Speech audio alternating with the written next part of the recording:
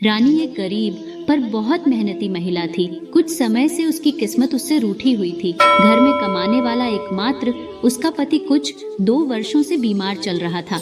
रानी के लिए दवाइयों का इंतजाम करना भी कठिन हो रहा था और ऊपर से भीषण गर्मी भी आने वाली थी। इसी गर्मी के समय में माँ दुर्गा के चैत्र नवरात्रि भी आने वाले थे, पर रानी को इसकी जानकारी नहीं थी। एक दिन गांव के मंदिर से घंटियों की आवाजें आ रही थीं। रानी का मन किया, ये घंटियां तो माँ दुर्गा के मंदिर में बज रही है, क्यों ना इस बार मैं भी नवरात्रि के व्रत करूं।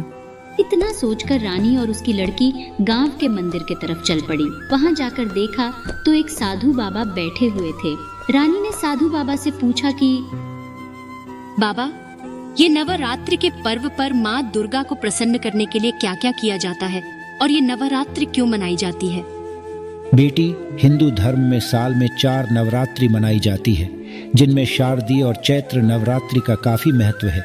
चैत्र नवरात्रि के पहले दिन कलश की स्थापना की जाती है और फिर किसी मिट्टी के पात्र में जौ बोए जाते हैं। जो क्यों बोए जाते हैं बाबा?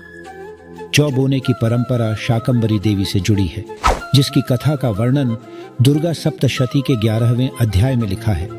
जब देवी देवताओं ने मां शाकंभरी की स्तुति की तो उन्होंने प्रकट होकर कहा कि 100 वर्षों के लिए वर्षा रुक जाएगी और पृथ्वी पर पानी का अभाव हो जाएगा। उस समय ऋषि मुनियों द्वारा स्तुति करने पर मैं पृथ्वी पर प्रकट होऊंगी और अपने 100 नेत्रों से मुनियों को देखूंगी।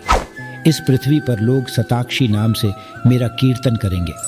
मेरे शरीर से उत्पन्न शाखों द्वारा पृथ्वीवासियों का भरण पोषण करूंगी। ऐसा माना जाता है कि जो शाख निकले वो जौ ही थे, इसलिए हिंदू धर्म में कोई भी काम जौ के बिना नहीं होता है। लेकिन बाबा, फिर नवरात्रि क्यों मनाई जाती है? इसके लिए मैं तुम्हें एक प्राचीन समय की कथा सुनाता हूँ। बहुत साल पहले एक नगर में एक ब्राह्मण रहा करता था, जिसका नाम पिठट था। पिठट माँ दुर्गा का बहुत बड़ा अनन्य भक्त था। पिठट जब युवा हुआ तो उसका विवाह हुआ। कुछ समय बाद उसकी पत्नी ने एक सुंदर सी कन्या को जन्म दिया, जिसका नाम सुमति रखा गया। सुमति धीरे धीरे बड़ी होने लगी। जब वह अपने पिता को रोज माँ दुर्गा की पूजा करते देखती तो वह भी अपने पिता के साथ पूजा पाठ करने लगी। सुमति धीरे धीरे युवा अवस्था की होने लगी। वह रोज अपने पिता के साथ माँ दुर्गा की पूजा पाठ करती थी। लेकिन एक दिन सुमति पूजा में बैठने की जगह अपनी सहेली के साथ मेले में घूमने चली गई। ये देख उसके पिता गुस्से से, दुष्ट लड़की, तूने आज माँ दुर्गा की पूजा क्यों नहीं की? इस अपराध के लिए मैं तुम्हारा विवाह एक कुष्ठ रोगी से करवा दूंगा। पिता की बातों को सुनकर सुमति को बड़ा दुख हुआ और वह अपने पिता से बोली, पिताजी, मैं आपकी पुत्री हूँ और आप मेरे लिए जो निर्णय लेंगे वह ठीक होगा। अगर मेरे भाग्य में कुष्ठ रोगी पति ही लिखा होगा तो मैं क्या कर सकती हूँ?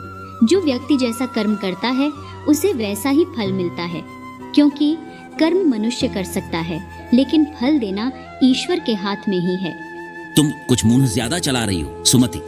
पिठट का क्रोध सुमति की बातों ने और अधिक बढ़ा दिया और कुछ दिनों बाद ही उसने अपनी बेटी का विवाह एक कोढ़ी से कर दिया और कहा, जाओ अपने कर्मों का फल भोगो। देखे भाग्य के भरोसे रहकर क्या करती हो।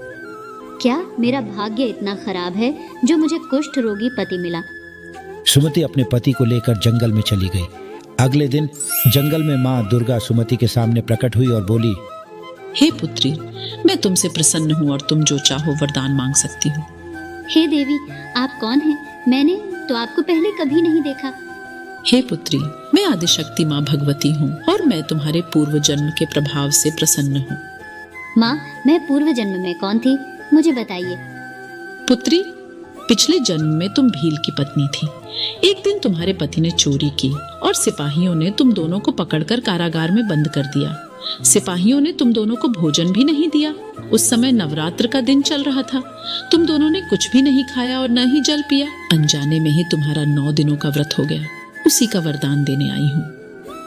माँ, अगर आप मुझे वरदान देना चाहती है तो आप मेरे पति को कोढ़ से मुक्त कर दीजिए। तथास्तु। माँ दुर्गा ने पूर्व जन्मों के कर्मों का फल सुमति को दिया और उसका पति कोढ़ से मुक्त हो गया। साधु की बातों को सुनकर रानी ने मन में नवरात्रि के व्रत करने की ठानी। उसने घर जाकर घट स्थापना की और ज्वारे बोए। नवरात्रि के 9 दिनों का व्रत करने से रानी के पति की तबीयत ठीक होने लगी और उसने माँ दुर्गा का धन्यवाद किया।